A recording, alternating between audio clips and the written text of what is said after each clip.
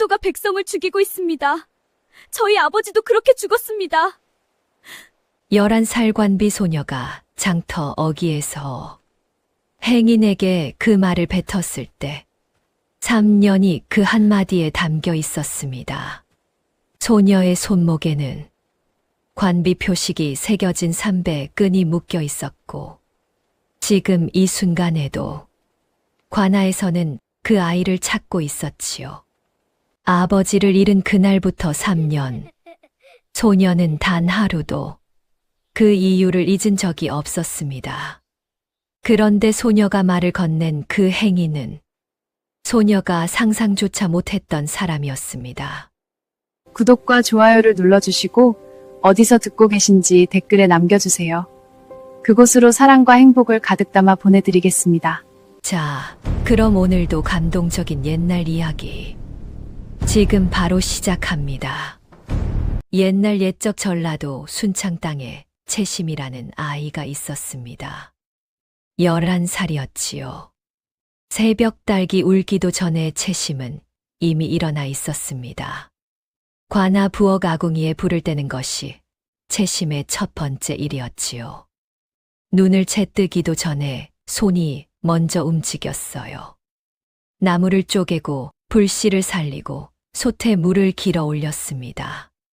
새벽 공기는 뼈를 애는 듯 차가웠지만 채심은 떨지 않았어요. 이미 3년째 같은 새벽을 보내고 있었으니까요. 순창 관아는 고을에서도 제법 큰 관아였습니다.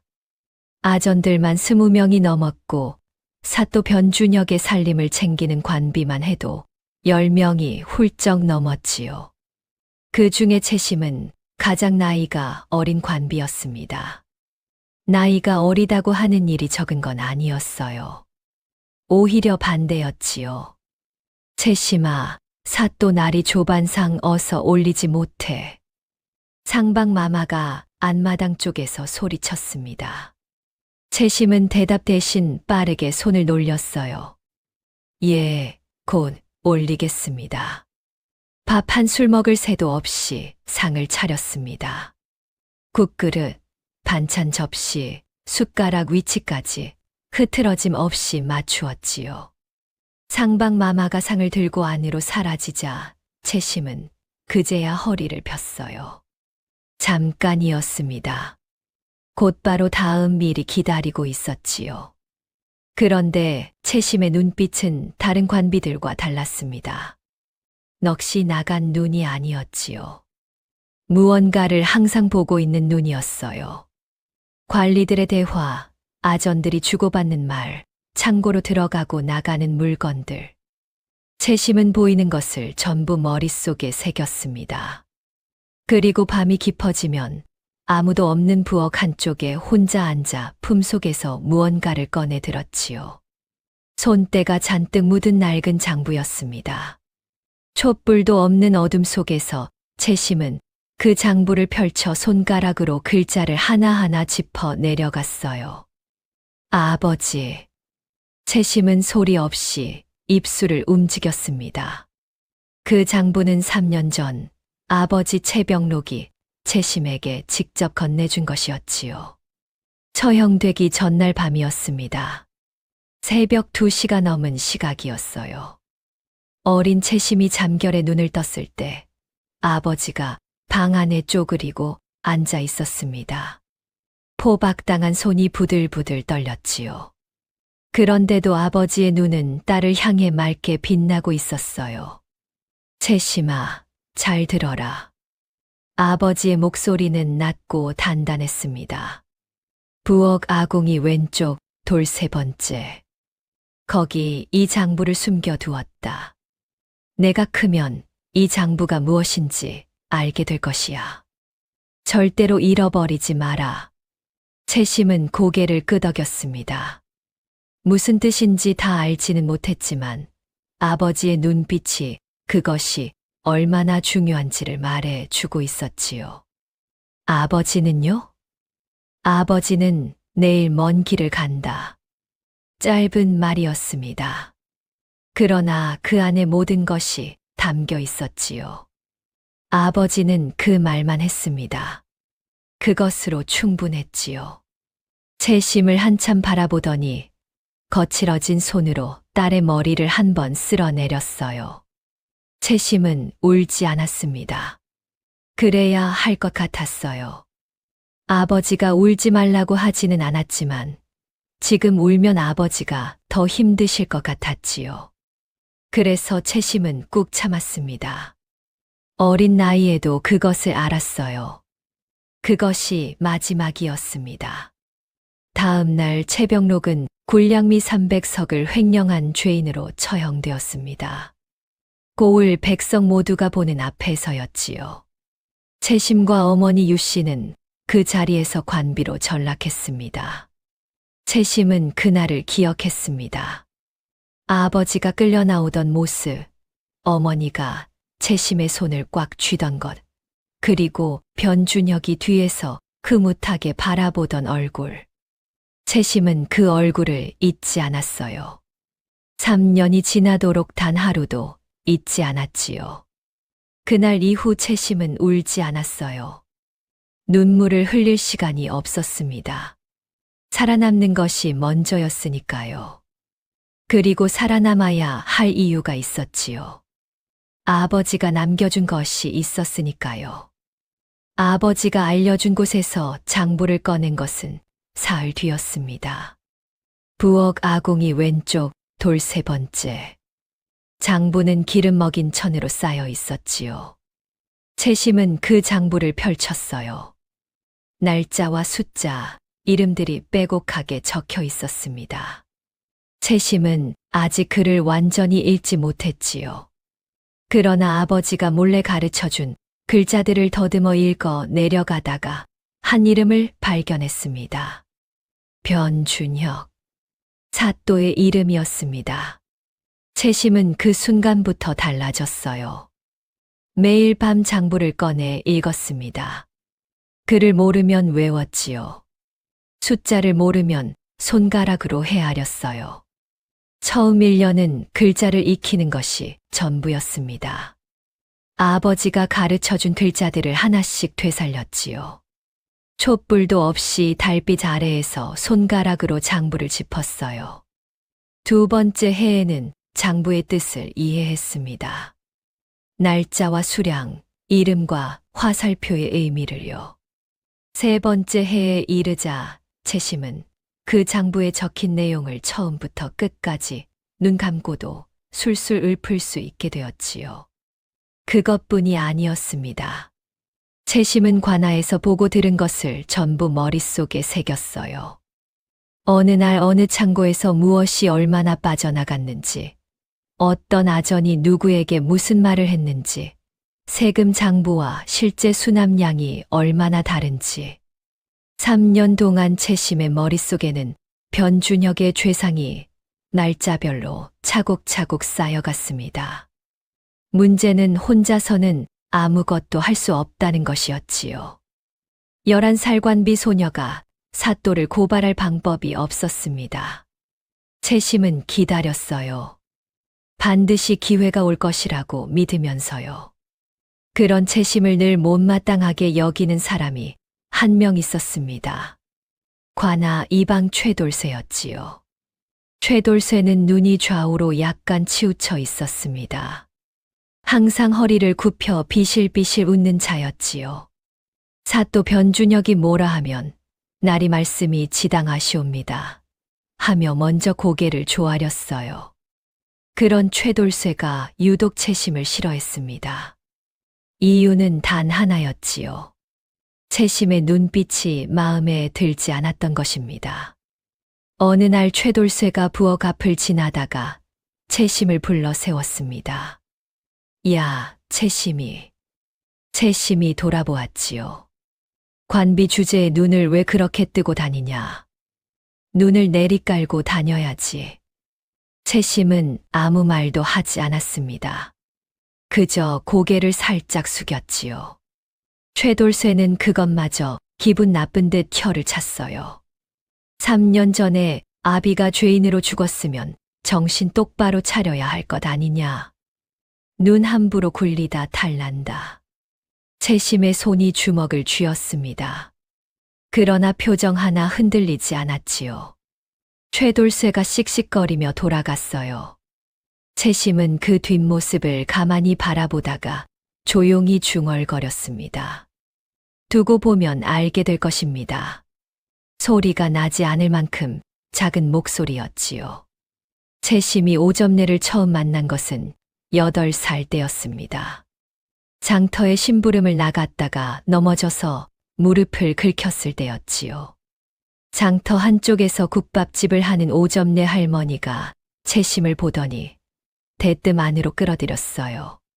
세상에, 이 어린 것이 이런 표식을 달고 다니냐. 오점내는 채심의 손목을 가만히 들여다보았습니다. 관비 표식이 새겨진 삼배끈이었지요. 오점내의 눈에 무언가가 스쳤어요.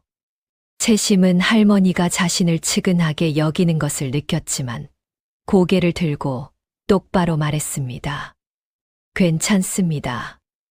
오점내는 피식 웃었습니다. 이거 봐라, 눈빛이 보통이 아니네. 오점내는 채심의 무릎을 씻겨주고 약초를 붙여주었어요. 채심은 아무 말도 하지 않았습니다. 아프지 않다고 하고 싶었지만 사실 아팠지요. 그냥 받아두었어요. 오점내가 국밥 한 그릇을 내밀었습니다. 먹어라. 채심은 처음에 고개를 저었어요.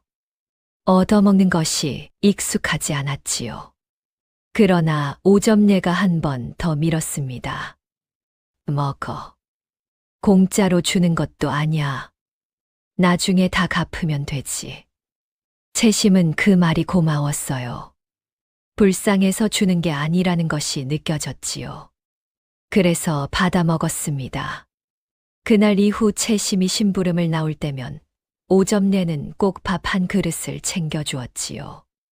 말없이 건네는 밥이었습니다. 채심도 말없이 받아 먹었어요. 그것이 3년 동안 이어진 인연이었지요. 어느 날 오점내가 채심에게 조용히 말했습니다. 채심아, 억울한 일이 있으면 참지 말고 맞서야 한다. 하지만 한 가지 알아두어라. 채심이 고개를 들었지요. 세상에 혼자 이길 수 있는 싸움은 없다. 아무리 옳은 싸움도, 아무리 단단한 마음도 혼자서는 반드시 꺾이는 날이 온단다. 좋은 사람 하나를 얻는 것이 옳은 증거 10개보다 나을 때가 있지. 채심은 그 말을 흘렸습니다. 아직은 그 말의 무게를 알지 못했지요. 그러나 그 말은 채심의 마음 어딘가에 남아 있었어요. 그날 집으로 돌아오는 길에 채심은 오점내가 해준 밥을 떠올렸어요. 말없이 건네주는 밥 한 그릇. 그것이 무엇을 의미하는지 채심은 어렴풋이 알고 있었습니다. 이 세상에 자신을 걱정하는 사람이 있다는 것을요. 어머니 말고도요. 채심은 관아 담장 안으로 들어서며 생각했지요. 혼자가 아니었습니다. 아직은 아무것도 이루지 못했지만 혼자가 아니었어요. 어느 날 오후였습니다. 채심이 마당을 쓸고 있는데 대청 쪽에서 목소리가 흘러나왔어요. 변준혁의 목소리였지요. 올해 수확은 어떻게 됐느냐? 최돌쇠가 허리를 굽히며 대답했습니다. 예, 나리. 쌀 200석, 보리 120석, 콩 80석이 올라왔사옵니다. 변준혁이 고개를 끄덕였어요. 그래. 가명에는 쌀 120석, 보리 70석, 콩 40석이라 보고해라. 채심의 손이 멈추었습니다. 그러나 몸은 움직이고 있었지요. 빗자루를 천천히 움직이면서 귀를 세웠어요. 최돌쇠가 낮은 목소리로 물었습니다. 나머지는 어디로 빼돌리오리까? 그건 내가 알 것 없다. 짧은 대답이었습니다. 채심은 그 수를 머릿속에 새겼지요. 쌀 80석, 보리 50석, 콩 40석. 오늘 날짜. 이것이 채심이 기록한 증거 15번째였습니다. 3년 동안 채심이 모은 것이 이것만이 아니었어요. 관아 창고 입출고, 기록과 실제 수납량 차이, 가명 보고서와 실제 수확량 차이, 3년치 세금 장부에서 빠진 항목들. 채심은 이것들을 전부 아버지가 남긴 원본 장부 여백에 손톱으로 긁어 표시해 두었습니다. 채심의 방법은 단순했습니다. 관아 부엌에서 아전들 밥상을 나르다 보면 대청문이 열려 있는 날이 있었지요. 채심은 걸음을 늦추었어요. 들리는 말을 전부 기억했지요. 날짜, 숫자, 이름. 그 세 가지만 기억하면 됐습니다. 밥상을 들고 들어가서 내려놓고 나오는 짧은 순간에도 채심의 눈은 바쁘게 움직였어요. 책상 위 서류, 열려있는 장부, 서랍 위에 놓인 물건들. 그것뿐이 아니었지요. 채심은 증인이 될 수 있는 사람도 파악해 두었어요. 동쪽 마을 수제 할아버지는 3년 전 굴량미가 사라지던 날 밤 창고 쪽에서 술의 소리를 들었다고 했지요. 그 말을 채심이 직접 들은 것이었습니다. 장터에서 채소를 팔다 채심과 마주친 날이었어요. 할아버지는 이미 잊었겠지만 채심은 잊지 않았습니다. 준비는 거의 다 되어 있었어요. 딱 한 가지가 없었지요. 이것을 가져갈 권한이 있는 사람이었습니다. 채심 혼자서는 어쩔 수 없는 것이 하나 있었지요. 관비 소녀가 홀로 가명에 가서 사또를 고발할 수는 없었어요. 문을 열어주지도 않을 것이고 설령 들어간다 해도 믿어줄 사람이 없었지요. 게다가 최돌쇠가 항상 채심의 움직임을 주시하고 있었습니다. 변준혁은 관아 부엌에 오는 일이 드물었습니다. 그러나 가끔 마당을 지나칠 때면 채심과 마주쳤지요. 그날 변준혁이 마당을 가로질러 오다가 채심 앞에 멈추었습니다. 채심이 물 항아리를 들고 가던 참이었어요. 변준혁이 채심을 위아래로 훑어보았습니다. 너 채병록의 딸이지? 채심이 고개를 숙였어요. 예. 3년이 됐구나. 변준혁이 천천히 말했지요. 아비처럼 쓸데없는 짓 하지 말거라. 그러면 여기서 먹고 자고 살 수 있어. 알겠지? 채심은 고개를 숙인 채 아무 말도 하지 않았습니다. 변준혁이 웃으며 지나갔어요. 채심은 그 뒷모습을 바라보았습니다. 손에 든 물 항아리가 부르르 떨렸지요. 아비처럼 쓸데없는 짓. 그 말이 귓속에서 맴돌았어요. 아버지의 일이 변준혁에게는 그저 쓸데없는 짓이었던 것입니다. 굴량미 300석 때문에 굶어 죽은 노인셋도, 억울하게 처형된 아버지도, 관비로 전락한 어머니도, 변준혁에게는 전부 기억조차 나지 않는 일이었지요. 채심은 그것이 어떤 분노보다 더 차갑게 가슴을 내려앉혔습니다. 그런 최돌쇠가 어느 날 채심을 불러 세웠어요. 야, 채심이. 요즘 너 행동이 수상하더라. 채심이 돌아보았습니다. 무슨 말씀이신지 모르겠습니다. 아는 척하지 마라. 최돌쇠가 한 발 다가섰지요. 관비가 주제도 모르고 눈을 굴리다가는 어미까지 탈난다. 명심해. 채심은 고개를 숙였습니다. 최돌쇠가 만족스럽다는 듯 코웃음을 치고 돌아갔어요. 채심은 그 뒷모습을 바라보며 조용히 주먹을 쥐었지요. 두렵지 않은 것은 아니었습니다. 두려움은 당연한 것이었지요. 최돌쇠는 변준혁의 눈과 귀였어요. 그가 낌새를 채는 순간 모든 것이 끝날 수 있었지요. 그러나 채심은 멈추지 않았습니다. 두려움이 있으면 더 조심하면 됐어요. 그게 채심이 3년 동안 터득한 방법이었지요. 무릎을 굽힌다고 마음까지 굽히는 것은 아니었으니까요. 채심은 다시 걸었습니다. 등을 곧게 세우지 않았어요. 그러나 속은 고닫지요. 3년 동안 그렇게 살아온 것이었으니까요. 그것이 채심이 배운 것이었습니다. 그러던 어느 날이었습니다. 최돌쇠가 저녁 무렵 변준혁의 서재에 들어섰어요. 변준혁은 창가에 앉아 기름에 절인 닭다리를 뜯고 있었지요. 무슨 일이냐? 최돌쇠가 허리를 굽혔습니다. 날이 채병록의 딸 채심에 대해 드릴 말씀이 있사옵니다. 변준혁이 닭다리를 내려놓았어요. 말해봐라. 요 며칠 그 아이의 행동이 수상하옵니다. 서고 쪽을 기웃거리거나 창고 쪽을 돌아다니며 무언가를 살피는 것 같사옵니다. 그리고 장터에 심부름 나갈 때마다 국밥집 노파와 무언가를 나누는 듯하옵니다. 변준혁의 눈이 가늘어졌지요. 채병록의 딸이 서고를. 그 아이 나이가 몇이더냐? 11살이옵니다. 변준혁이 잠시 생각했어요. 그러다 피식 웃었습니다. 11살짜리 관비가 뭘 한들 어쩌겠느냐.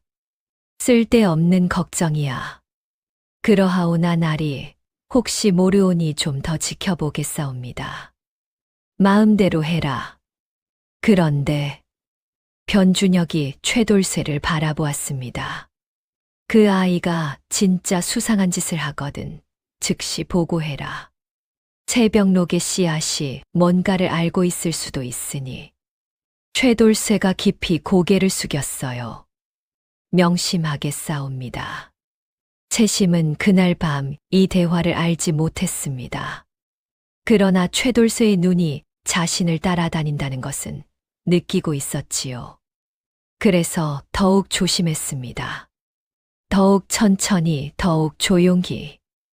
그해 봄이 가고 여름이 왔습니다. 어머니 유 씨의 기침이 잦아졌어요. 처음에는 환절기 탓인가 했습니다. 그러나 여름이 깊어가도 기침은 가라앉지 않았지요. 오히려 점점 심해졌습니다. 밤이 되면 창고 뒤편 구석방에서 기침 소리가 새어 나왔어요. 채심은 밤마다 어머니 곁에 앉아 등을 쓸어 주었습니다. 어머니, 약을 구해야 해요. 괜찮다. 이 정도쯤이야. 유 씨는 웃으며 손을 저었지요. 그러나 그 손이 떨리고 있었습니다. 얼굴에는 혈색이 없었어요. 채심아. 어느 저녁 유 씨가 딸의 손을 잡았습니다. 기침으로 거칠어진 손이었지요. 내가 하려는 일 말이다. 어머니는 다 알고 있다. 채심이 굳었습니다. 내 아버지가 숨겨둔 것을 내가 찾은 것도 3년 동안 혼자 무언가를 준비해온 것도. 채심은 아무 말도 하지 못했지요. 무섭지 않으냐? 채심은 잠시 생각했습니다. 그리고 고개를 저었어요. 무섭습니다. 그런데 안 하면 더 무섭습니다.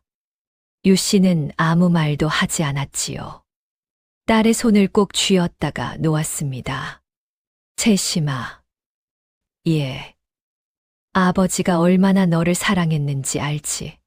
처형 전날 밤 자기 목숨보다 내가 걱정이었단다. 밤새 잠을 못 주무셨어. 채심의 눈이 따가워졌습니다. 눈물을 참으며 고개를 끄덕였지요. 알고 있어요, 어머니. 유 씨는 더 말하지 않았습니다. 다만 딸을 오래 바라보았어요. 채심은 어머니의 기침 소리를 들으며 밤을 지새웠지요.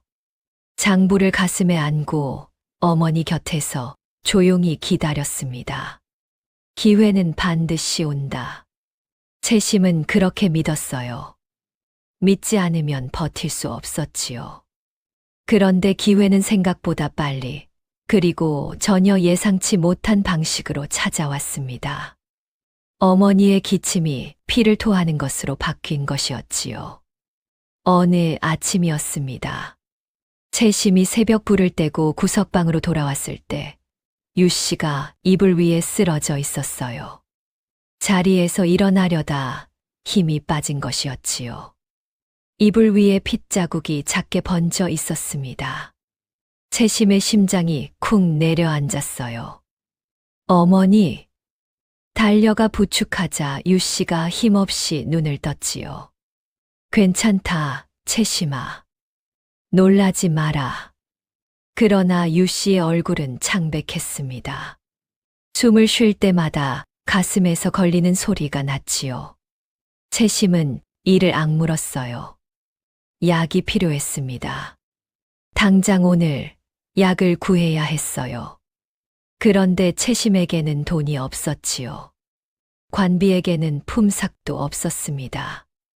약을 살 방법이 없었어요. 한 가지 방법뿐이었습니다. 장터에 나가는 것이었지요. 오점내 할머니에게 빌리는 것이었어요. 그러나 관비가 허락 없이 관할을 벗어나면 매를 맞았습니다. 최돌쇠에게 들키는 날에는 어머니까지 해가 될 수 있었지요. 채심은 잠시 눈을 감았습니다. 그리고 어머니의 손을 잡았어요. 기다리세요, 어머니. 제가 약을 구해올게요. 유 씨가 눈을 크게 떴지요. 채심아, 안 된다. 들키면 들키지 않겠습니다. 채심은 조용히 말했습니다. 그리고 일어섰지요. 관할을 빠져나가는 방법은 이미 오래전부터 생각해 두었어요. 관아 담장 동쪽 끝 감나무. 그 가지를 타고 넘으면 됩니다. 최돌쇠가 점심 먹은 뒤 낮잠을 자는 그 시간이 유일한 틈이었지요. 채심은 잠깐 어머니를 내려다보았습니다.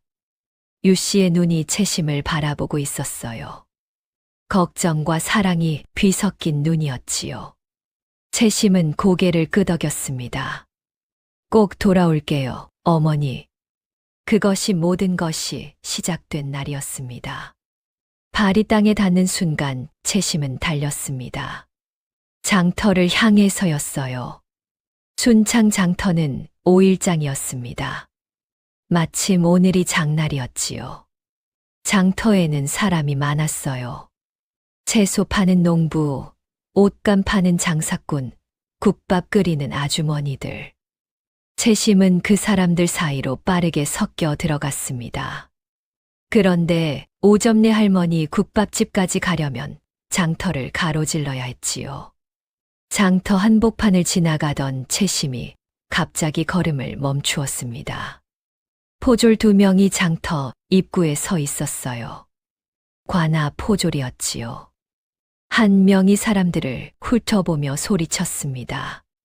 관아에서 도망친 계집아이 못 보셨소. 11살쯤 됐고 손목에 삼배 끈이 묶여 있소. 채심의 다리가 멎었습니다. 누군가 이미 보고한 것이었지요. 최돌쇠가 낮잠을 일찍 깬 것인지 아니면 다른 누군가가 본 것인지. 어찌됐든 포졸이 왔다는 것은 분명했어요. 채심은 빠르게 주변을 살폈습니다. 달리면 눈에 띄었지요. 숨으면 찾아낼 것이었어요. 그때였습니다. 채심의 눈에 장터 한쪽에 쌓인 항아리 더미가 들어왔지요. 채심은 재빨리 항아리 사이로 몸을 웅크렸습니다. 그리고 포졸의 발소리가 가까워지는 것을 느꼈어요. 발소리가 채심의 바로 앞에서 멈추었습니다. 채심은 숨을 참았지요. 심장 소리가 너무 커서 상대방이 들을 것 같았어요. 바로 그 순간이었습니다. 여보시오. 낯선 목소리가 들렸어요. 포졸과 채심 사이에서 나는 목소리였지요. 채심은 슬쩍 틈으로 내다보았습니다. 허름한 도포를 입은 사내가 포졸 앞에 서 있었어요. 나이는 30 남짓, 수염이 며칠째 깎지 않아 지저분했고 갓은 낡아 빠졌지요. 행색만 보면 시골을 떠도는 가난한 선비처럼 보였습니다. 무슨 일이요? 포졸이 미간을 찌푸렸어요. 관아에서 도망친 관비를 찾는 중이요. 비켜서시오. 사내는 비키지 않았습니다. 오히려 한 발 더 다가서며 말했지요. 아, 그렇습니까? 그런데 나는 방금 장터 북쪽 물길 쪽에서 손목에 표식을 단 아이를 봤는데 거기로 달려가던 것 같던데 말이오. 포졸이 눈을 번쩍 떴습니다. 어느 쪽이라 했소? 북쪽 물길 쪽이요. 서둘러 가보시오. 포졸 2명이 북쪽으로 달려갔어요. 사내는 그 뒷모습을 바라보다가 천천히 항아리 더미 쪽으로 돌아섰습니다. 나올 수 있겠느냐? 채심이 항아리 사이에서 나왔지요. 사내와 눈이 마주쳤습니다. 사내는 채심의 손목을 한번 내려다보았어요. 그리고 아무 말 없이 장터 한쪽 골목으로 걸어가기 시작했지요. 채심은 잠시 망설였습니다. 그러다 따라갔어요. 골목 안쪽은 조용했습니다. 사내가 등을 기댄 채 채심을 바라보았지요. 다친 데는 없느냐? 채심이 고개를 저었습니다. 왜 도와주셨습니까? 사내는 대답하지 않았어요. 오히려 채심을 이리저리 살펴보았습니다. 관아에서 도망쳤구나. 관비치고는 눈빛이 예사롭지 않다. 채심은 그 말에 경계를 세웠습니다. 이 사람이 누구인지 알 수 없었지요. 친절하게 도와준 것은 고마웠지만 아무나 믿을 수는 없었어요. 채심은 사내를 살폈지요. 낡은 도포, 다른 집신, 며칠째 깎지 않은 수염. 그러나 손이 이상했어요. 일을 한 손이 아니었습니다. 글을 쓰거나 붓을 잡은 사람의 손이었지요. 채심은 그것을 놓치지 않았어요. 감사합니다. 볼 일이 있어서 가보겠습니다. 채심이 몸을 돌리려 했지요. 오점내 할머니 국밥집에 가려는 것이냐? 채심이 멈추었습니다. 어떻게 아십니까? 사내가 어깨를 으쓱했어요. 장터에서 잠깐 봤다. 내가 아까 그쪽을 계속 바라보고 있었으니까. 채심은 그 말을 듣고 잠시 이 사람을 다시 바라보았습니다. 거짓말을 하는 눈이 아니었어요. 그렇다고 선량해 보이는 눈도 아니었지요. 무언가를 숨기고 있는 것 같기도 했습니다. 가는 길이 같으면 같이 가지. 사내가 먼저 걸어갔어요. 채심은 한 발 뒤에서 따라갔지요. 오점내의 국밥집은 장터 남쪽 끄트머리에 있었습니다. 낡은 초가였지만 솥에서 피어오르는 국밥 냄새가 장터 골목까지 퍼졌지요. 채심이 들어서자 오점내가 고개를 돌렸습니다. 그리고 눈을 크게 떴어요. 세상에 채심아, 내가 어떻게 나왔냐? 어머니가 편찮으세요. 약이 필요합니다. 오점내의 눈빛이 흔들렸지요. 그는 뒤도 돌아보지 않고 붓두막 서랍에서 동전을 꺼냈어요. 얼마면 되겠냐? 조금만 빌려주세요. 갚겠습니다. 빌리긴 뭘 빌려. 그냥 가져가라. 채심의 뒤에서 사내가 국밥 한 그릇을 시키며 자리에 앉았습니다. 오점내가 그 사내를 훑어보았지요. 그리고 채심에게 눈짓을 했어요. 저 사람은 누구냐? 모르는 분이에요. 포졸들한테서 도와주셨습니다. 오점내가 사내 쪽을 다시 바라보았습니다. 사내는 국밥을 먹으면서 아무 말도 하지 않았지요. 오점내의 눈에 뭔가 스쳤어요. 그러나 말은 하지 않았습니다. 채심이 동전을 받아 쥐고 일어서려 했지요. 그때 사내가 국밥 그릇을 내려놓으며 말했습니다. 잠깐. 채심이 돌아보았어요. 아까 장터에서 내가 혼자 중얼거리는 것을 들었다. 포조를 보자마자 주변 상황을 순식간에 읽고 피할 곳을 찾더구나. 어린아이가 보통이 아니야. 채심은 아무 말도 하지 않았습니다. 무슨 일로 관할을 나온 것이냐? 어머니, 약이 전부냐? 그 물음에 채심은 잠시 멈추었지요. 이 사람에게 말해야 할까? 말하지 말아야 할까? 채심은 사내의 눈을 바라보았습니다. 아까 포졸에게 거짓말을 한 눈이었어요. 자신을 도와준 눈이었지요. 채심은 천천히 다시 앉았습니다. 한 가지 여쭤봐도 되겠습니까? 물어봐라. 나리는 어떤 분이십니까? 사내가 잠시 채심을 바라보았어요. 그리고 대답했습니다. 지나가는 나그네다. 채심은 그 대답이 거짓이라는 것을 알았습니다. 그러나 지금 당장 중요한 것은 그것이 아니었지요. 채심은 결심했어요. 사또가 백성을 죽이고 있습니다. 저희 아버지도 그렇게 죽었습니다.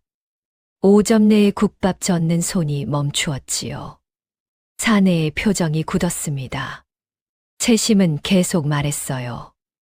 그리고 저는 3년 동안 그 증거를 모아왔습니다. 사내가 국밥 그릇을 내려놓았습니다. 5점 내도 젓가락을 내려놓았지요. 두 사람이 채심을 바라보았어요. 채심은 품에서 장부를 꺼냈습니다. 사내 앞에 천천히 내려놓았지요. 이것이 아버지가 남긴 원본 장부입니다. 사또가 군량미 300석을 빼돌린 날짜와 수량이 기록되어 있지요. 인장도 찍혀 있어요. 그리고 저는 3년 동안 관아에서 보고 들은 것을 전부 기억하고 있습니다. 사내가 장부를 집어들었지요. 펼쳤습니다. 천천히 읽어 내려갔어요. 5점 내가 채심을 바라보며 낮은 목소리로 말했지요.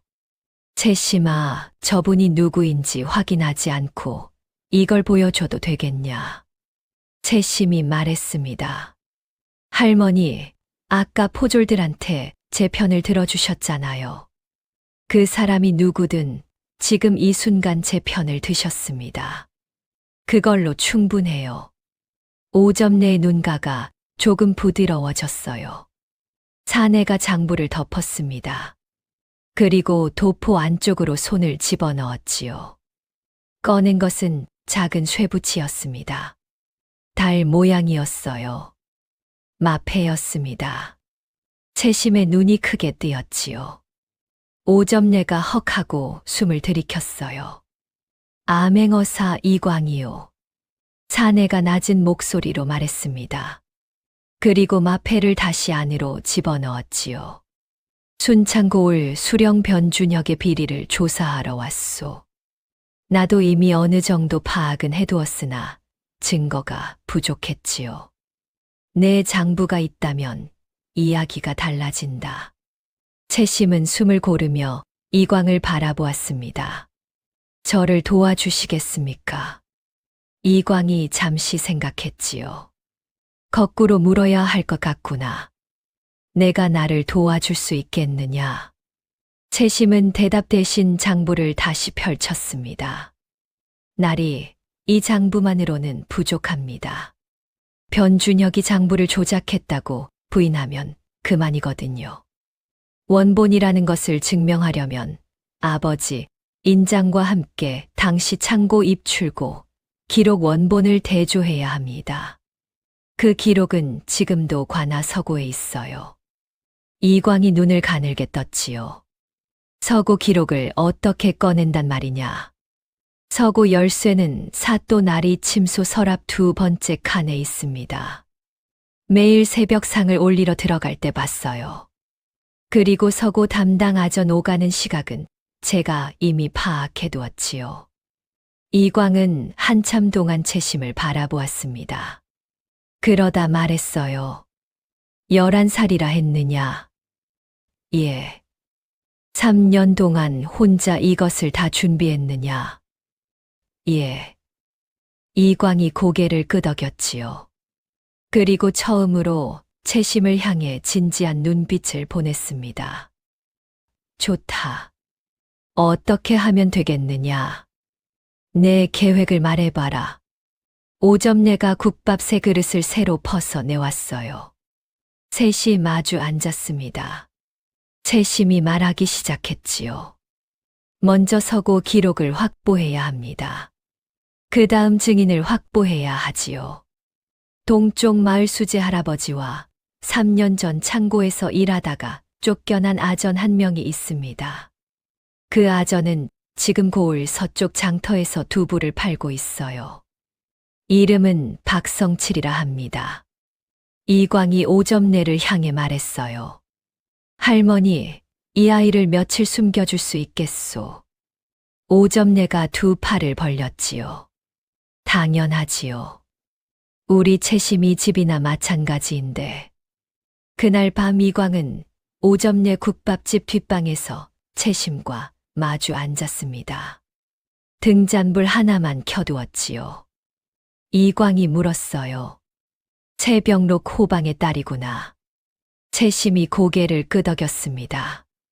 이광이 잠시 눈을 내렸지요. 그러다 천천히 말했어요. 3년 전에 나는 이 고을 인근에 있었다. 다른 고을 사건을 조사하러 왔다가 채병록 호방이 끌려가는 것을 봤지. 채심의 손이 굳었습니다. 그때 나는 아무것도 하지 못했다. 그것이 억울한 일이라는 것을 알면서도 내 손에 증거가 없었고 관여할 명분이 없다고 생각했지.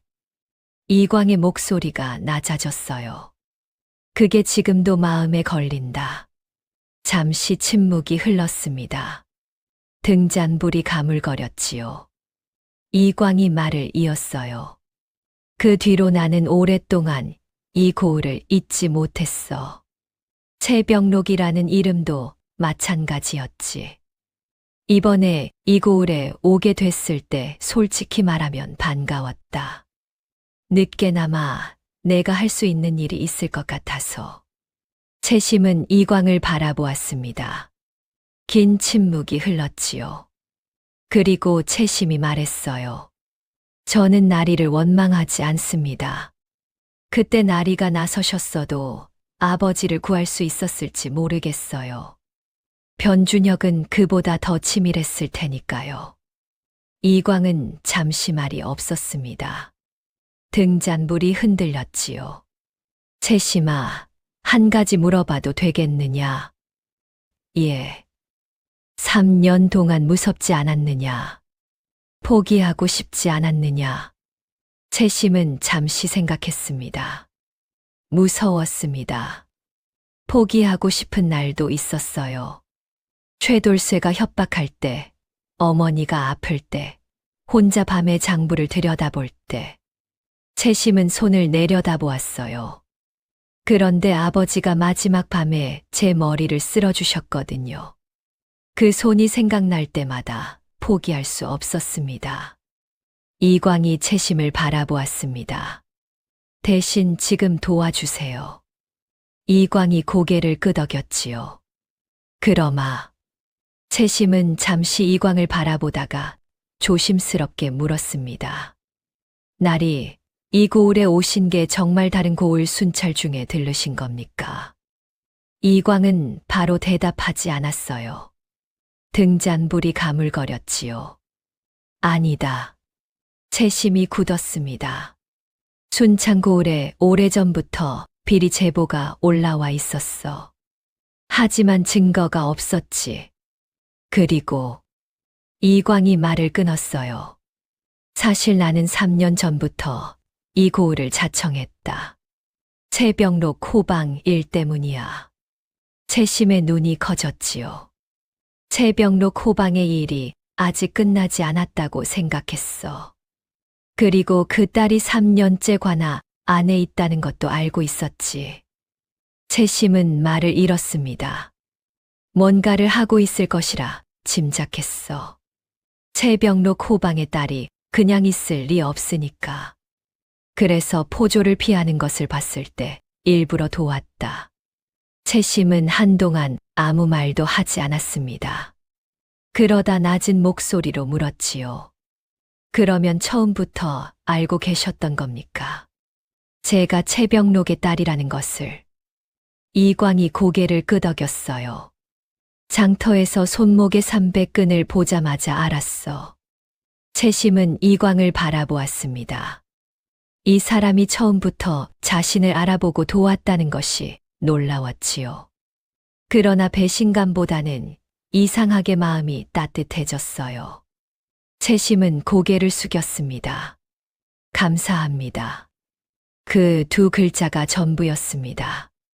그러나 그 안에 3년이 담겨 있었지요. 다음 날 새벽이었습니다. 이광이 먼저 움직였지요. 낡은 도포를 걸치고 장터를 어슬렁거리는 행인으로 변장한 채 고을 동쪽 마을을 향했어요.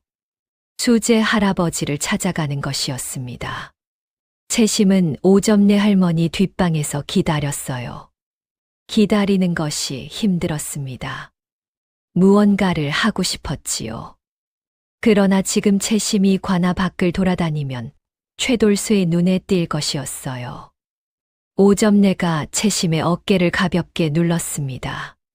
기다리는 것도 싸움이야. 섣불리 움직이면 다 망친다.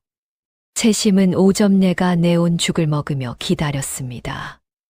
국밥집 창문 밖으로 장터 소리가 들려왔어요. 채소 파는 소리, 아이들 뛰노는 소리, 생선값을 흥정하는 소리. 평범한 아침이었지요.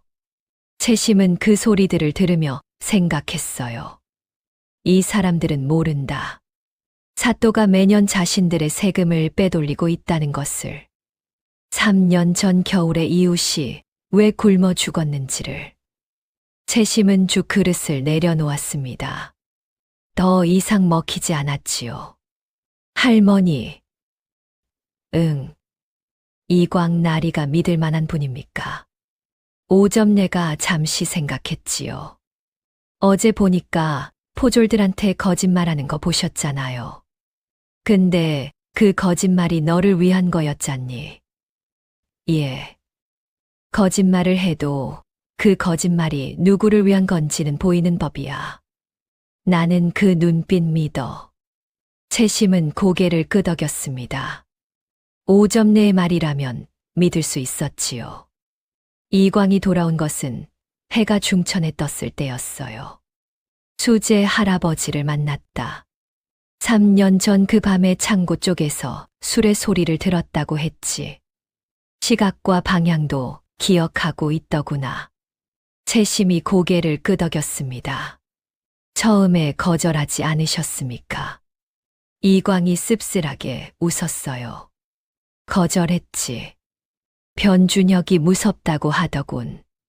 그 고을에서 먹고 사는 사람이니 당연한 일이지. 그런데 내가 채병록 호방 이야기를 꺼내자 태도가 달라졌어. 왜요? 그 겨울에 굶어 죽은 노인 중 한 명이 수제 할아버지 형이었다고 하더군. 굴량미가 사라진 해 겨울에 말이다. 그리고 그 할아버지가 말했어. 채병록 호방은 그 형의 죽음을 자기 탓으로 여겨서 직접 찾아와 무릎을 꿇었다고. 자신이 막지 못해서 죄송하다고. 채심은 잠시 말이 없었습니다. 그러다 말했지요. 그 분의 이름이 무엇입니까? 형의 이름이냐? 수재봉이라 했다. 채심이 고개를 끄덕였어요. 기억하고 있습니다. 장부 속 숫자들이 결국 누군가의 이름이었으니까요.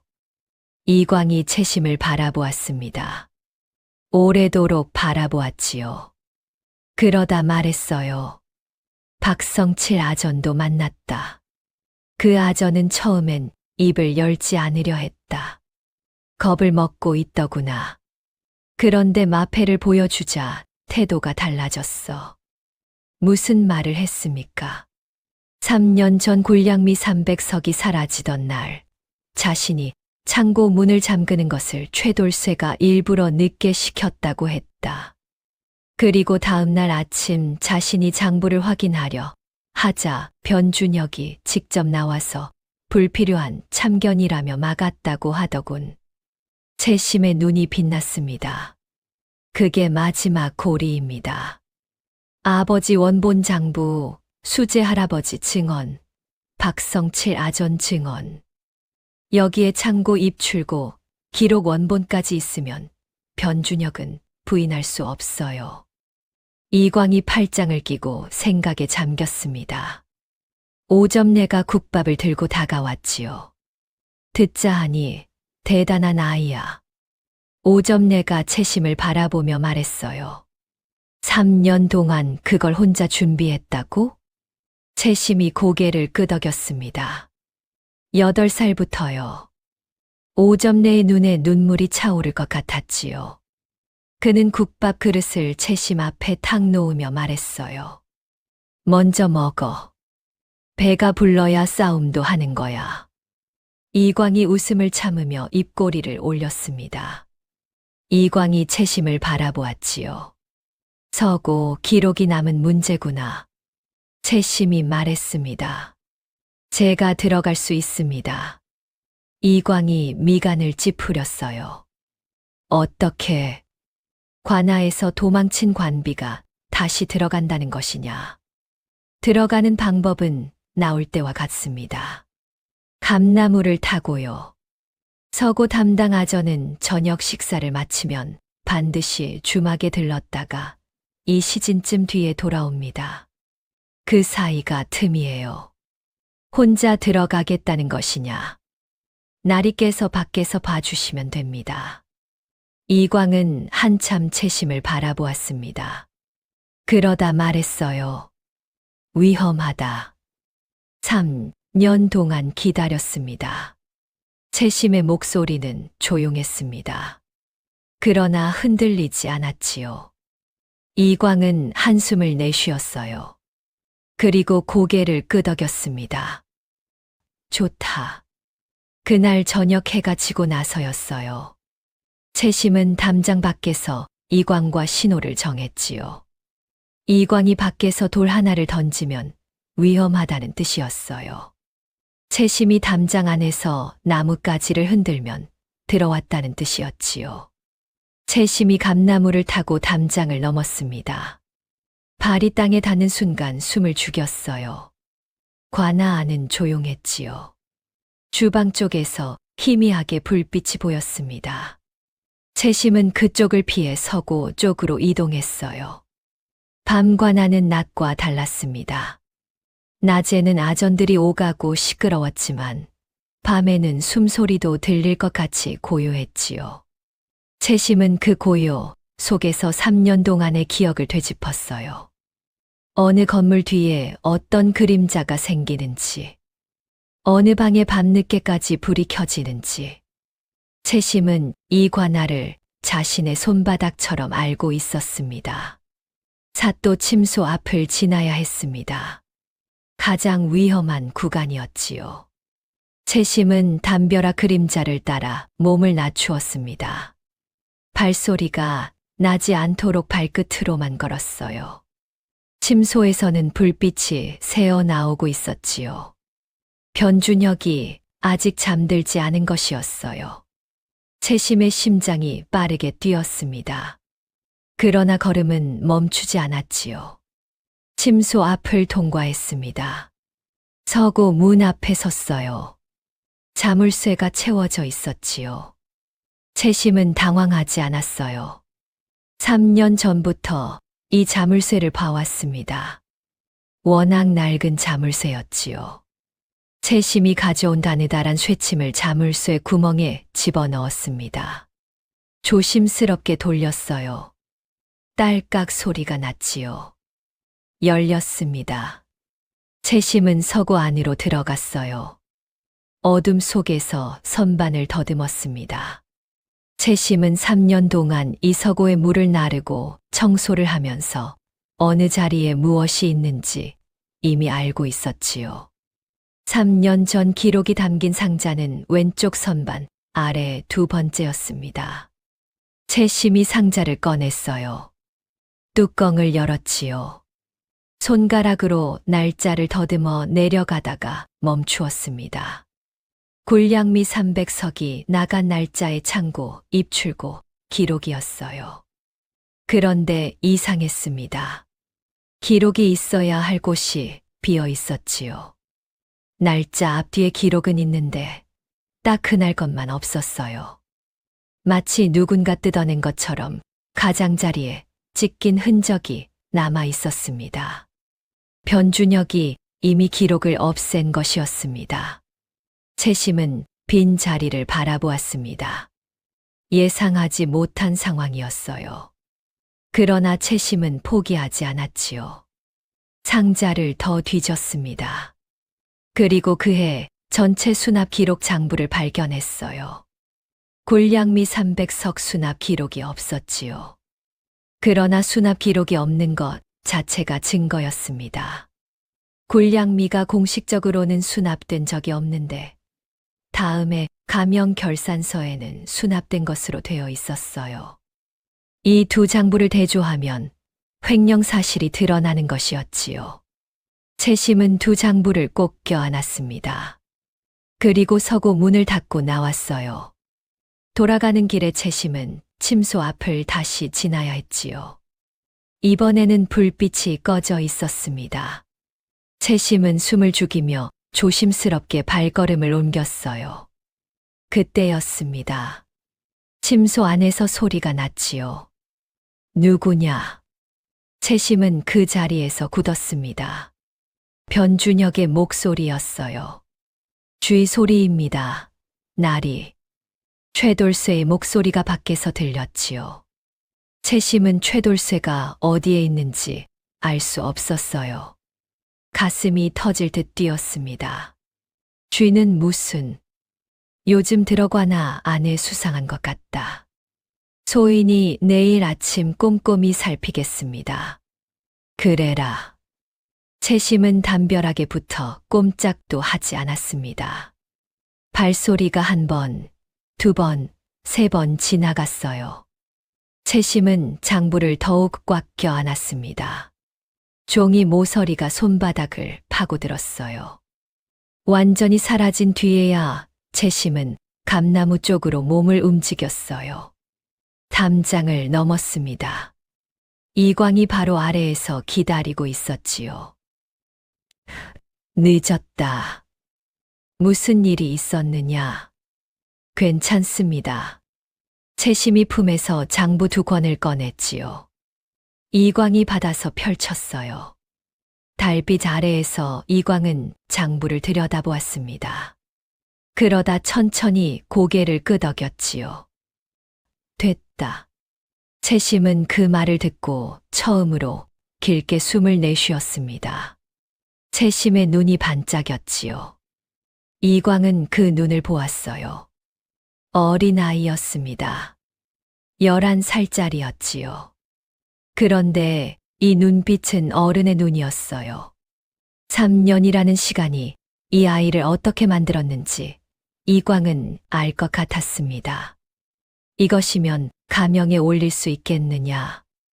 원본 장부, 가명 결산서, 수납 기록 누락, 증인 2명.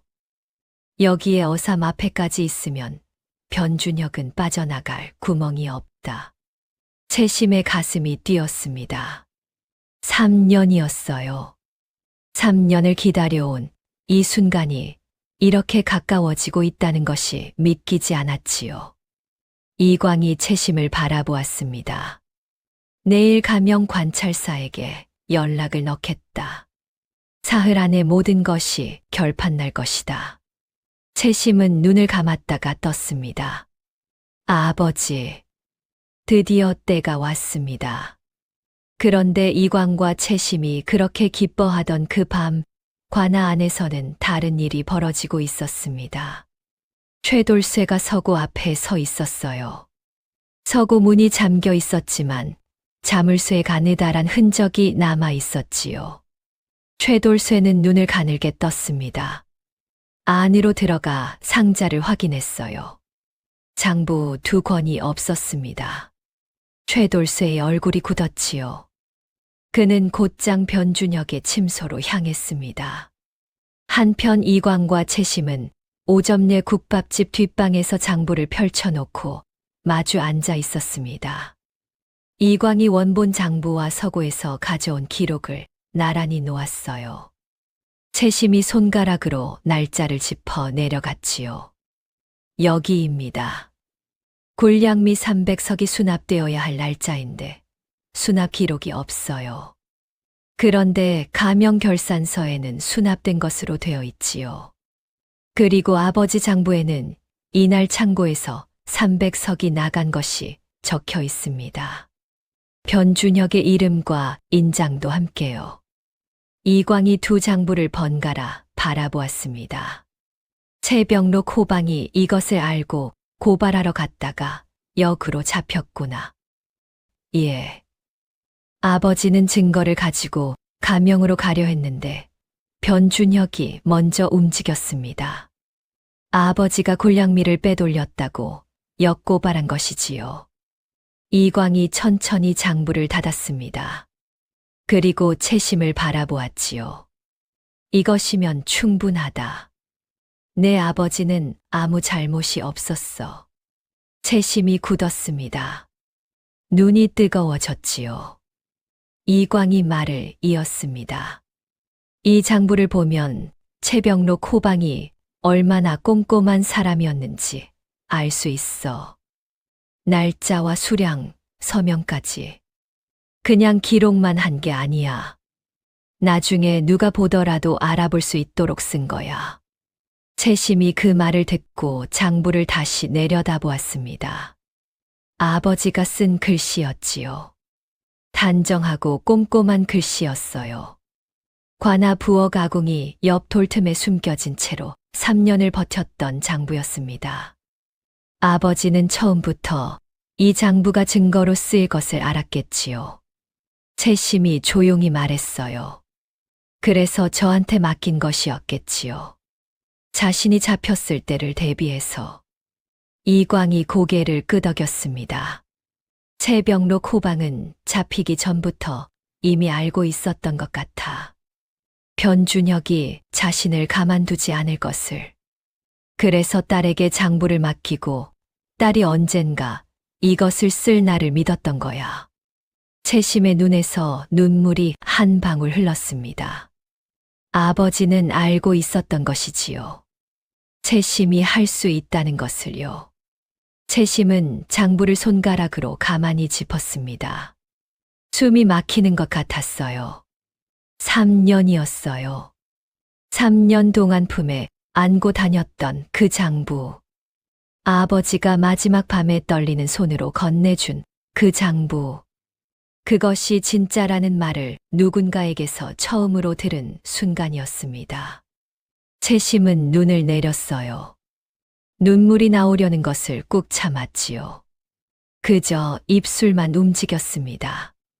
말이 나오지 않았어요. 이광이 말했어요. 내일 가명에서 사람이 온다. 그러면 모든 것이 끝날 것이다. 채심은 고개를 끄덕였습니다. 그리고 장부를 다시 품에 안았지요. 그날 밤 채심은 처음으로 빠르게 잠이 들었습니다. 다음 날 아침이었습니다. 채심이 오점내 국밥집 뒷방에서 눈을 떴을 때 이상한 기운이 느껴졌지요. 이광이 나가고 없었어요. 새벽에 가명 쪽으로 전가를 보내러 간다고 했으니 당연한 것이었지만 채심은 어쩐지 불안했습니다. 오점내가 아침죽을 들고 들어왔어요. 먹어라. 오늘 하루는 여기 있어야 한다.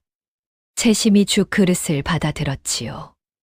그런데 숟가락을 들여다 멈추었습니다. 바깥에서 발소리가 들렸어요. 여러 사람의 발소리였지요. 오점내가 천천히 문 쪽으로 걸어갔습니다. 그리고 문틈으로 바깥을 내다보았지요. 오점내의 얼굴이 딱딱하게 굳었어요. 포졸이다. 채심이 죽 그릇을 내려놓았습니다. 몇 명이나 됩니까?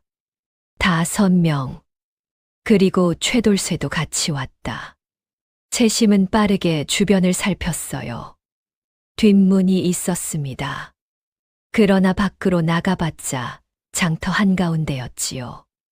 포졸들이 이미 사방을 에워쌌을 것이었어요. 그때 최돌쇠의 목소리가 들렸습니다. 오점내 할멈, 문 열어요. 관비 채심이 여기 있는 것 알고 있소. 오점내가 채심을 바라보았지요.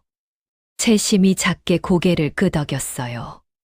도망칠 수 없었습니다. 오점내가 문을 열었지요. 최돌쇠가 안으로 들어섰습니다. 포졸 2명이 뒤따랐어요. 최돌쇠는 뒷방에 서 있는 채심을 발견하고 입꼬리를 올렸지요. 있었구나. 무슨 일입니까? 채심이 또렷하게 물었습니다. 무슨 일이냐고. 최돌쇠가 한 발 다가섰지요. 서고에서 장부가 없어졌다. 그리고 어젯밤과 나 안에 침입한 흔적도 있고. 내 짓이지? 채심은 대답하지 않았습니다. 최돌쇠가 씩 웃었어요. 대답 안 해도 안다. 그런데 말이다, 채심아.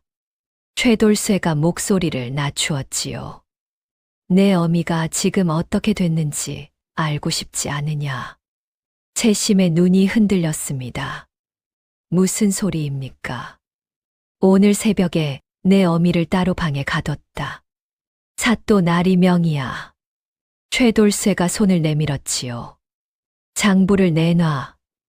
그러면 어미는 다친 데 없이 돌려보내주지. 침묵이 흘렀습니다. 채심의 머릿속이 빠르게 돌아갔어요. 장부를 내주면 모든 것이 끝났지요. 3년이 물거품이 되는 것이었습니다. 그러나 장부를 내주지 않으면 어머니가 위험했어요. 어머니가 지금 어디 있습니까? 관아 창고 옆 방이다. 직접 확인하겠습니다. 어머니가 무사한 것을 확인하면 생각해 보겠습니다. 최돌쇠가 잠시 채심을 바라보다가 고개를 끄덕였지요. 좋아. 같이 가자. 채심은 오점내를 바라보았습니다. 오점내가 채심의 손을 꼭 쥐었다가 놓았지요. 오점내의 눈이 채심에게 말하고 있었습니다. 버텨라. 채심은 그 눈을 한번 마주치고 고개를 끄덕였어요. 채심은 포졸들에게 둘러싸여 관아 쪽으로 끌려갔습니다. 관아 창고 옆 작은 방이었어요. 문을 열자 유씨가 방 한쪽에 쓰러져 있었지요. 채심이 달려들어 어머니를 부축했습니다. 어머니, 어머니. 유씨가 눈을 떴어요. 얼굴이 창백했지요. 기침이 터져 나왔습니다. 채심아. 괜찮아요, 어머니. 제가 왔어요. 최돌쇠가 문 앞에 서서 말했지요. 보다시피 살아있다. 이제 장부를 내놓아라. 채심은 어머니를 부축한 채 최돌쇠를 바라보았습니다. 유씨가 채심의 소매를 잡았어요. 채심아. 예, 어머니. 장부를 주지 마라. 채심이 굳었습니다. 유씨가 채심의 손을 꼭 잡았어요. 기침이 올라왔지만 참았지요. 채심아, 들어라. 어머니는 괜찮다. 어머니가 괜찮지 않아요. 지금. 아니다. 유씨의 눈이 흔들리지 않았어요. 내 아버지가 지키려 한 것이 뭔지 알지? 백성들 먹을 쌀이었다. 그 쌀을 훔쳐간 사람 때문에 굶어 죽은 사람이 있어. 그 사람들 억울함이 아직 안 풀렸단다. 어머니, 내 아버지의 억울함만이 아니야. 유씨가 말을 이었어요. 장부를 지켜라. 어머니보다 그게 더 중요하다. 최돌쇠가 혀를 찼지요. 저 어미가 무슨 소리를 하는 거야. 채심아, 빨리 결정해라. 채심은 이를 악물었습니다. 어머니의 말이 맞다는 것을 알았어요. 그러나 아는 것과 받아들이는 것은 달랐지요. 하루만 주십시오. 최돌쇠가 눈을 가늘게 떴어요. 하루.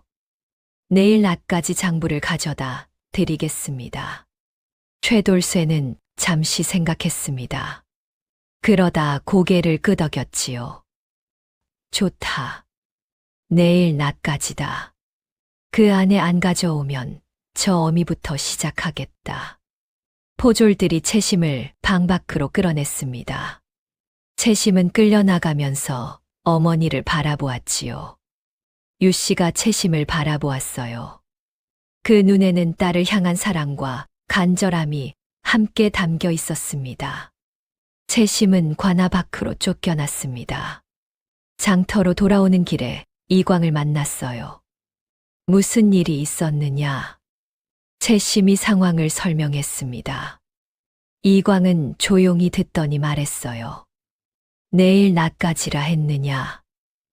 예. 가명에서 사람이 오려면 오늘 밤을 넘겨야 한다. 이광이 품속의 마패를 손으로 쥐었지요.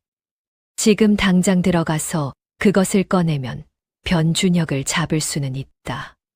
그러나 증거가 충분하지 않으면 나중에 가명에서 뒤집힐 수 있어. 채심은 손을 쥐었습니다. 어머니는 이광이 잠시 채심을 바라보았습니다. 최대한 서두르겠다. 오늘 밤 다시 전가를 보내겠어. 채심은 고개를 끄덕이며 오점내 국밥집으로 돌아왔지요. 그날 밤이었습니다. 채심은 잠을 잘 수가 없었어요. 어머니의 창백한 얼굴이 눈앞에서 떠나지 않았지요. 오점내가 채심 곁에 앉아 있었습니다. 할머니. 응. 어머니가 장부를 지키라고 하셨어요. 어머니보다 더 중요하다고. 그래. 저는 그 말이 맞는지 모르겠습니다. 오점내가 채심을 바라보았지요. 채심아, 내 어미가 그 말을 한 게 자기 목숨이 하찮아서일까? 채심이 고개를 저었습니다. 아니지. 오점내가 말했어요. 내 어미는 내 아버지가 지키려 한 것이 뭔지 알기 때문에 그 말을 한 거야.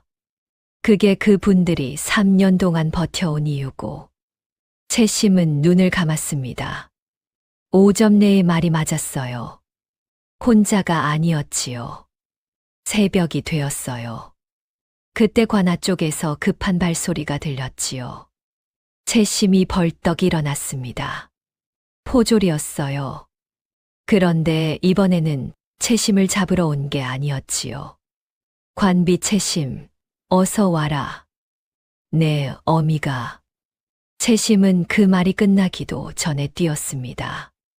관아 창고 옆방이었어요. 문을 열고 들어서자 유 씨가 바닥에 쓰러져 있었지요. 기침이 멈춰 있었습니다. 숨소리가 들리지 않았어요. 어머니. 채심이 무릎을 꿇었습니다. 유 씨의 손을 잡았지요. 차가웠어요. 그러나 아직 온기가 남아 있었습니다. 유 씨가 실눈을 떴지요. 채심아. 어머니, 여기 있어요. 유 씨의 입술이 움직였습니다. 목소리가 너무 작아서 채심이 귀를 가까이 대었지요. 아버지가 얼마나 너를 사랑했는지 알아요, 어머니. 장부를 지켜야. 알겠어요.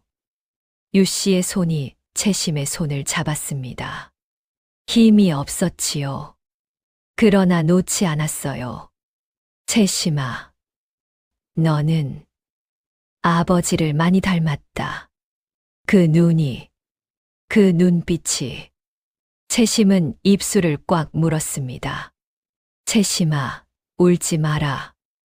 어머니는. 유 씨의 눈이 다시 감겼습니다. 마지막 숨이 길게 이어졌지요. 그리고 멈추었어요. 채심은 한동안 움직이지 않았습니다. 밖에서 오점내가 달려왔어요. 채심의 어깨에 손을 얹었지요. 채심은 어머니의 손을 꼭 쥔 채 고개를 숙였습니다. 3년이었어요. 3년을 버텨온 어머니였지요. 채심의 눈에서 눈물이 흘렀습니다. 단 한 번도 흘린 적 없는 눈물이었어요. 소리도 없이 그저 뺨을 타고 흘러내렸지요. 어미를 잃은 자식의 눈물이었습니다. 그 눈물이 어머니의 차가운 손 위에 떨어졌습니다. 채심은 그 손을 꼭 쥐었어요. 바늘에 찔린 자국들이 손가락 마디마다 박혀 있었지요. 3년 동안 삭바느질을 하며 딸과 함께 버텨온 손이었습니다. 채심은 그 손을 오래도록 놓지 않았어요. 얼마나 그렇게 있었을까요? 오점내가 채심의 곁에 앉아 아무 말도 하지 않았습니다. 새벽 공기는 차가웠어요. 어머니의 손이 점점 식어갔지요. 채심은 눈물이 다 마를 때까지 울었습니다. 그러다 어느 순간 눈물이 멎었어요. 채심은 어머니의 손을 가지런히 모아주었지요. 그리고 일어섰습니다. 오점내가 채심을 바라보았어요. 채심아, 할머니, 지금 어떤 마음이냐? 채심은 잠시 생각했습니다. 무섭습니다. 오점내가 고개를 끄덕였지요. 그래도 할 것이냐? 채심은 망설이지 않았어요. 예. 오점내가 채심의 손을 잡았습니다. 채심아, 내 어미는 어떤 마음으로 그 말을 했을 것 같으냐? 채심이 고개를 들었지요. 딸이 그 일을 끝내는 것을 보고 싶었을 거야. 그게 어미의 마음이야. 살아서 보지 못했어도 어딘가에서 보고 있을 거다. 채심의 눈이 다시 뜨거워졌습니다. 그러나 눈물은 나오지 않았지요. 다 써버린 것인지도 몰랐어요. 채심은 고개를 끄덕였습니다. 오점내의 눈가가 붉어졌습니다. 그는 채심을 한 번 꼭 안았지요. 채심은 그 품에서 딱 한 번만 더 눈을 감았어요. 그리고 떨어졌습니다. 그때 오점내의 말이 떠올랐지요. 3년 전 처음 채심이 이 국밥집에 왔을 때 들은 말이었어요. 세상에 혼자 이길 수 있는 싸움은 없다. 채심은 그 말을 이제야 이해했습니다. 그동안 혼자서도 할 수 있다고 믿었지요. 3년을 혼자 버텼으니까요. 그러나 그것은 시작이었을 뿐이었어요. 진짜 싸움은 혼자서는 끝낼 수 없었지요. 이광이 있었습니다. 오점내가 있었어요. 수재 할아버지와 박성칠 아전이 있었지요. 채심은 고개를 들었습니다. 이광 나리를 찾겠습니다. 지금 바로요. 오점내가 채심의 뒤를 따라 나섰습니다. 새벽 하늘이 막 밝아오고 있었어요. 채심은 걸으면서 주먹을 쥐었지요. 떨렸습니다. 그러나 멈추지 않았어요. 이광은 오점내 국밥집 앞에서 기다리고 있었어요. 채심이 나오자 이광의 눈이 흔들렸지요. 채심의 눈이 붉었어요.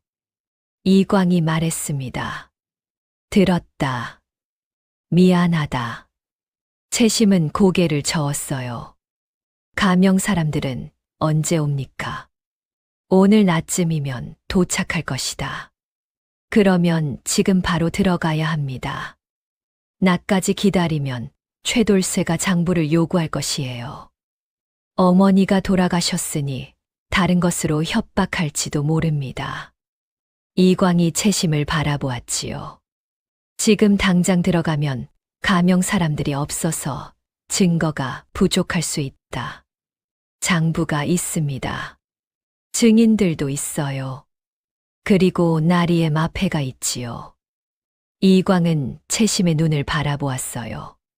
두려움과 슬픔이 함께 있었지요. 그러나 흔들리지 않았습니다.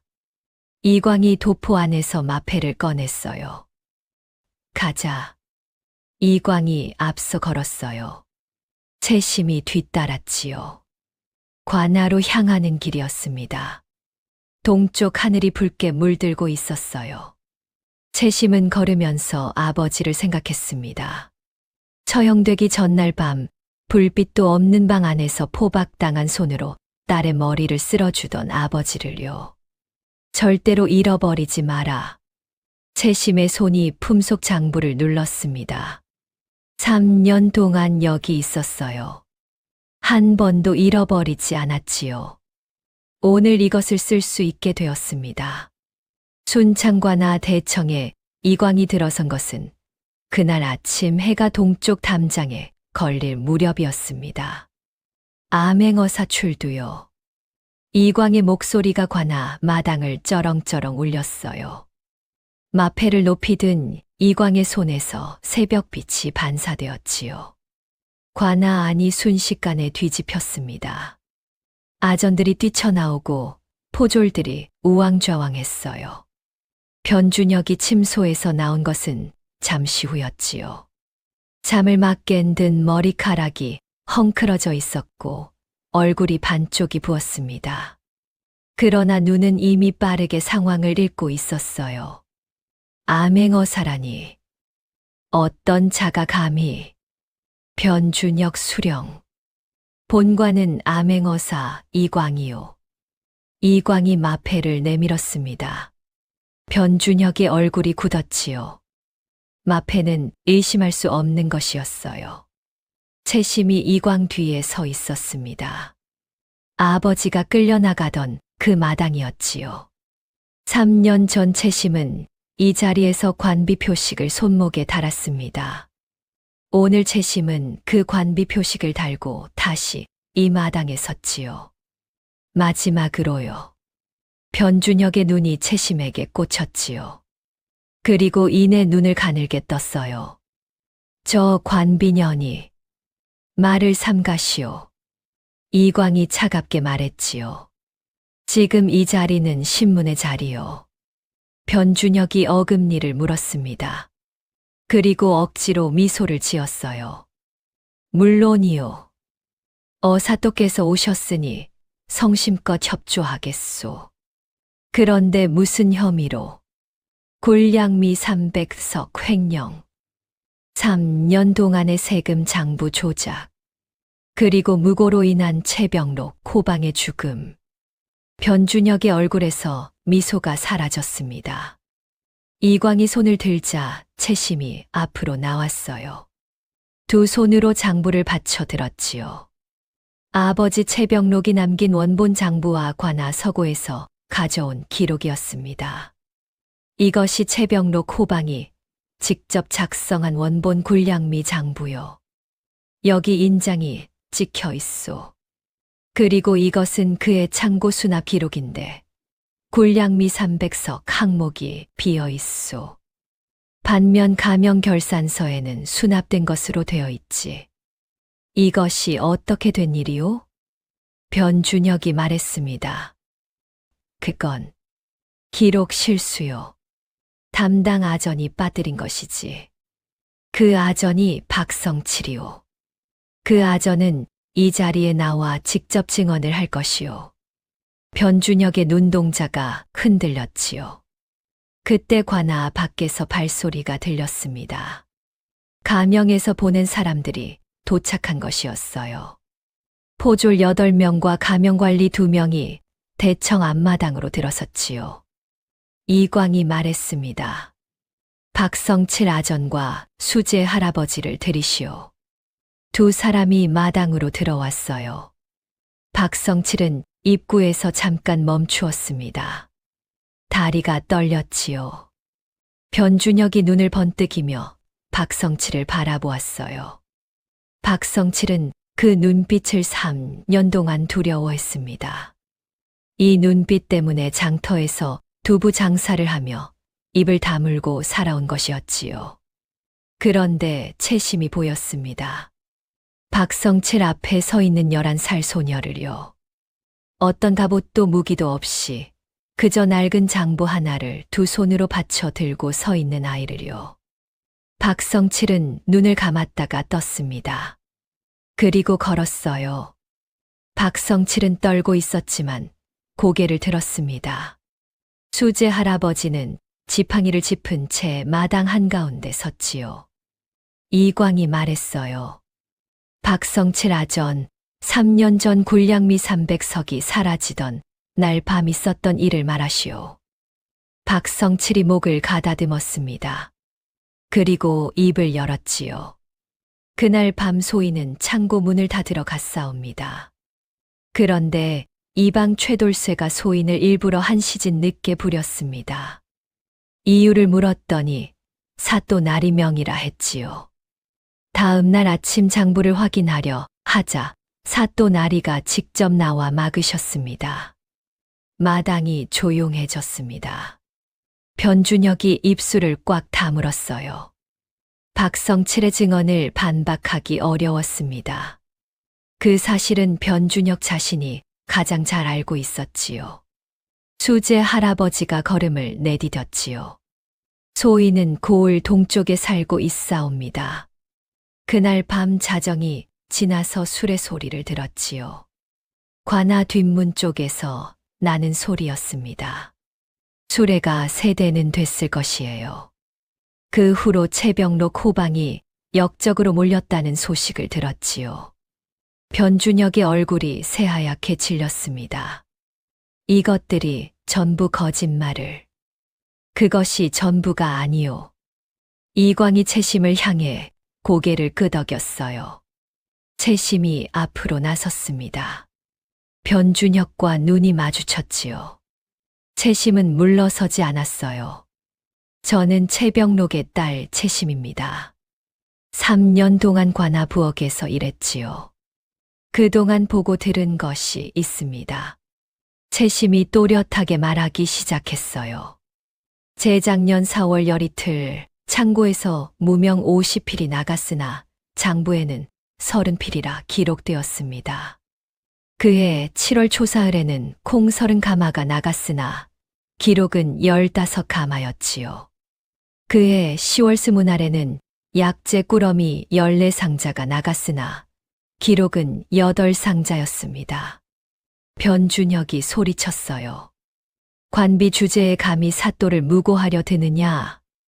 작년 3월에는 세금으로 거둔 쌀 30석이 별도 창고로 옮겨졌습니다. 가명에는 보고되지 않았지요. 그 창고 열쇠는 이방 최돌쇠가 갖고 있습니다. 그리고 3년 전 굴량미 300석이 사라진 해 겨울에 고을 동쪽 마을에서 세 분이 굶어 돌아가셨지요. 채심의 목소리가 잠깐 흔들렸습니다. 그러나 이어갔어요. 그 중 한 분이 수제봉 어르신이십니다. 그 굴량미가 있었다면 살 수 있었을 분들입니다. 저희 아버지는 그것을 막으려다 돌아가셨고요. 마당이 조용해졌습니다. 관아 담장 밖에서 구경하던 백성들이 웅성거렸어요. 세상에, 그게 다 사실이었구나.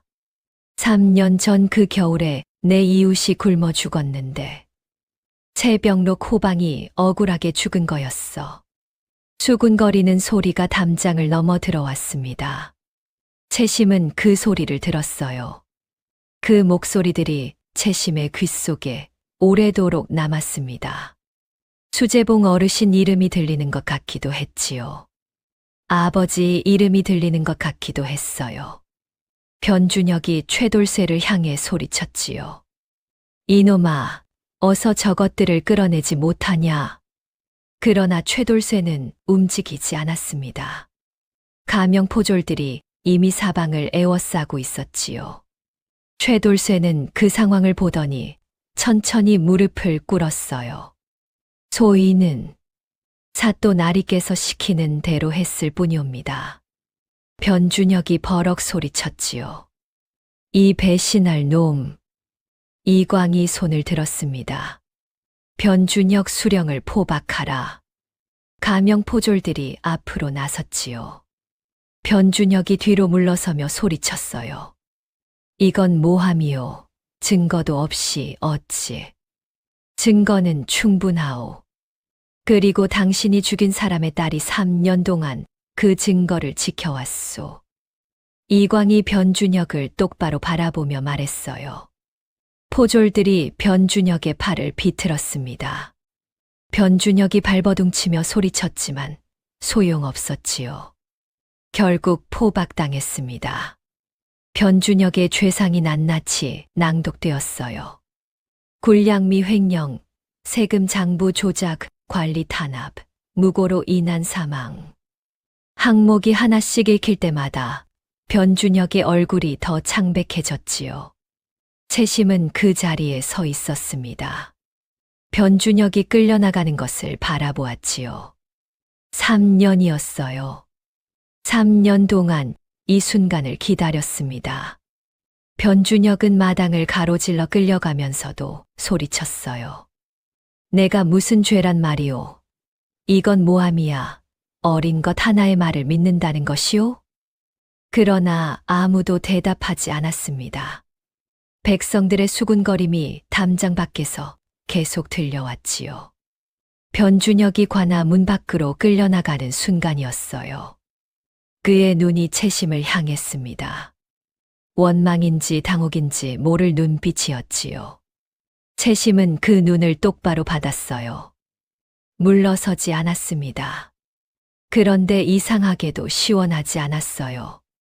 가슴 한쪽이 여전히 무거웠지요. 어머니 때문이었습니다. 이광이 채심 옆에 섰어요. 그리고 조용히 말했습니다. 최병록 호방의 명예를 회복하는 절차를 밟겠다. 가명의 공식 기록으로 남기겠어. 채심이 고개를 끄덕였지요. 이광이 말을 이었습니다. 그리고 한 가지 더. 최병록 호방은 내가 아는 가장 고등 관리였어. 채심이 이광을 바라보았어요. 이광의 눈이 진지했지요. 3년 전 그를 막지 못한 것을 지금도 후회한다. 이번에는 늦지 않아서 다행이야. 채심의 눈이 다시 뜨거워졌습니다. 그러나 이번에는 참지 않았어요. 아버지. 채심은 고개를 숙였습니다. 눈물이 떨어졌어요. 관아 마당의 흙 위로 방울방울 떨어졌지요. 그때 오점례가 달려왔습니다. 채심을 보더니 두 팔을 벌렸어요. 채심이 그 품으로 걸어갔지요. 잘했다, 채심아. 정말 잘했어. 오점례는 채심의 머리를 한동안 쓸었습니다. 채심이 엉엉 울지는 않았어요. 그저 조용히 눈물을 흘렸지요. 오점례의 국밥집 앞치마에 얼굴을 대고 오래도록 서 있었습니다. 관아 마당에서 포졸들이 오가는 소리가 들렸어요. 아전들이 수군거리는 소리도 들렸지요. 그러나 채심에게 그 소리들은 멀리서 들리는 것 같았습니다. 지금은 그저 이 자리, 오점례의 품이 전부였어요. 채심은 오점례의 품에서 실컷 울었습니다. 3년 동안 참아온 것이 한꺼번에 쏟아지는 것 같았어요. 한참이 지나서 채심이 오점례의 품에서 고개를 들었습니다. 관아 마당이 달라져 보였지요. 채심은 손목을 내려다보았습니다. 삼백끈이 아직 묶여 있었어요. 스스로 풀 수 있었지요. 손가락을 뻗으면 됐어요. 그런데 채심은 움직이지 않았습니다. 3년 동안 이 끈을 이렇게 바라본 적이 없었어요. 항상 이 끈이 있었으니까요. 이 끈이 없는 자신을 상상해 본 적이 없었지요. 이광이 다가왔어요. 내가 풀어도 되겠느냐. 채심이 고개를 끄덕였습니다. 이광이 삼백끈을 조심스럽게 풀었습니다. 끈이 묶여 있던 자리가 드러났지요. 3년 동안 묶여 있던 자리에 자국이 남아 있었어요. 채심은 그 자국을 바라보았습니다. 8살부터였지요. 이 삼백끈을 달고 다녔습니다. 잘 때도 밥 먹을 때도 장부를 꺼내들 때도 이제 없어졌어요. 자국만 남았지요.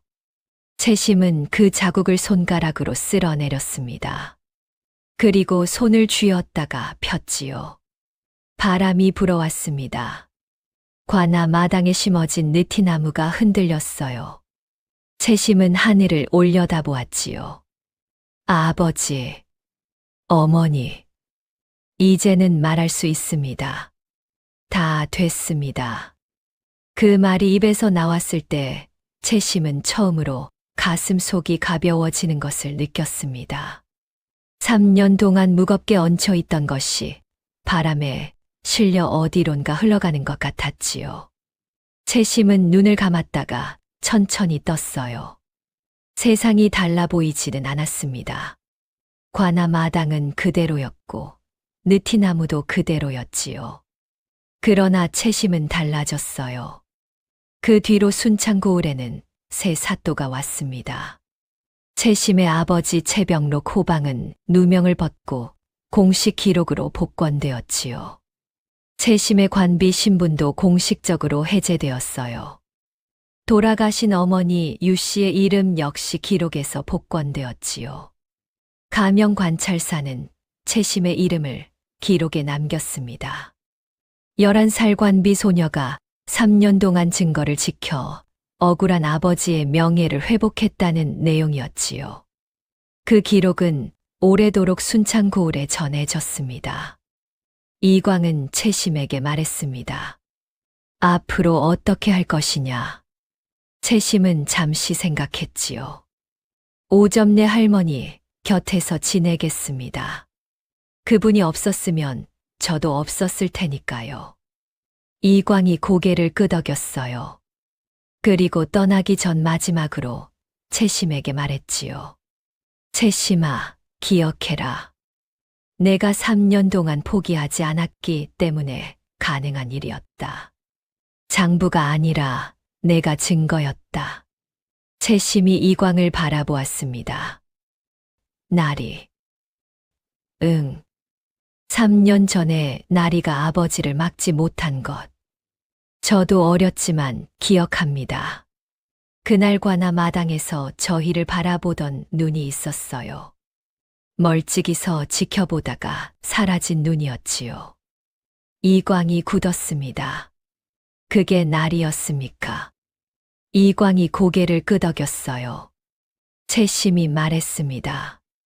그 눈이 죄책감이 담긴 눈이었다는 것을 저는 알았어요. 그래서 이광 나리를 처음 봤을 때 믿을 수 있었습니다. 이광은 잠시 말이 없었지요. 그러다 채심의 어깨를 가볍게 두드렸습니다. 채심은 그 말을 오래도록 가슴속에 담았습니다. 이광이 떠난 뒤 채심은 오점내와 함께 어머니를 고을 동쪽 양지 바른 곳에 묻었습니다. 아버지가 처형된 곳에서 멀지 않은 곳이었지요. 채심은 두 분이 거기서 가까이 계실 것이라 생각하기로 했어요. 작은 봉분이었지요. 채심은 어머니의 무덤 앞에 무릎을 꿇고 오래도록 앉아 있었어요. 어머니, 다 됐어요. 바람이 풀잎을 흔들었습니다. 채심은 그 바람이 어머니의 대답인 것 같다고 느꼈지요. 며칠이 지나 오점내가 채심에게 말했습니다. 이제 어디로 갈 것이냐? 채심이 오점내를 바라보았지요. 할머니 곁에 있어도 되겠습니까? 오점내가 채심의 머리를 쓸어내렸어요. 이 국밥집이 싫지 않으면 평생 있어도 된다. 채심이 오점내를 바라보았습니다. 할머니, 저 앞으로 글 배울 수 있을까요? 오점내가 눈썹을 올렸어요. 갑자기 왜? 아버지가 가르쳐 주셨던 것 외에 더 알고 싶어요. 제대로 읽고 쓰는 것을요. 억울한 일을 당한 사람들이 스스로 말할 수 있도록 도와줄 수 있으면 좋겠어요. 오점내가 잠시 채심을 바라보았습니다. 그러다 국밥 앞치마로 눈가를 슬쩍 닦았지요. 그래. 내가 글자는 모르지만 돈은 있어. 선생 붙여줄게. 채심이 고개를 숙였어요. 감사합니다, 할머니. 채심은 그날부터 오점내 국밥집에서 일했습니다. 그리고 처음으로 혼자 순창 장터를 걸었습니다. 관비였을 때는 허락 없이 장터에 나올 수 없었지요. 나올 때도 항상 심부름이 이유였어요. 눈치를 보며 빠르게 걷고 사람들과 눈을 마주치지 않고 용건만 마치고 돌아갔지요. 그런데 오늘은 달랐습니다. 아무도 채심을 부르지 않았어요. 아무도 채심을 감시하지 않았지요. 채심은 그냥 걸었습니다. 장터 입구에서 채소를 파는 할머니가 채심을 보았어요. 채심이 아이가 이제 자유몸이 됐다더니 얼굴이 달라 보이네. 채심이 고개를 숙였지요. 예, 할머니. 배고프면 여기 앉아. 내가 열무 하나 줄게. 채심은 고개를 저었지만 할머니가 이미 열무 한 단을 채심 손에 쥐어주고 있었어요. 채심은 그것을 받아들었습니다. 열무였지요. 채심은 한참 그것을 들여다보았어요. 무언가를 그냥 받은 것이 얼마만인지 몰랐습니다. 심부름의 대가가 아니라 측은함에서 나온 것도 아니라 그냥 이웃으로서 건네주는 것을 받은 게 채심의 눈이 뜨거워졌지요. 수제 할아버지도 저쪽에서 채심을 알아보고 손을 들었어요. 채심이 잘 됐다. 내 아버지 그분 억울한 것 다 풀렸다더라. 내 형도 이제 억울하지 않을 것이야. 채심이 고개를 끄덕였습니다. 장터 한 바퀴를 도는데 채심은 오래 걸렸어요. 걸음을 서두르지 않았거든요. 마음껏 천천히 걸었습니다. 3년 만에 처음으로요. 아침에 불을 떼고 국물을 끓이고 손님들에게 밥을 내주었지요. 관아 부엌 아궁이 앞에서 하던 일과 비슷했어요. 그러나 달랐습니다. 손목에 삼배끈이 없었으니까요. 국밥집 손님들은 채심을 보며 종종 물었습니다. 저 아이가 그 채심이냐? 변준혁 사또 잡은 그 아이? 오점내가 대답했지요. 그래, 우리 채심이야. 채심은 그 말을 들을 때마다 고개를 숙여 인사했습니다. 그리고 다시 국밥 그릇을 날랐지요.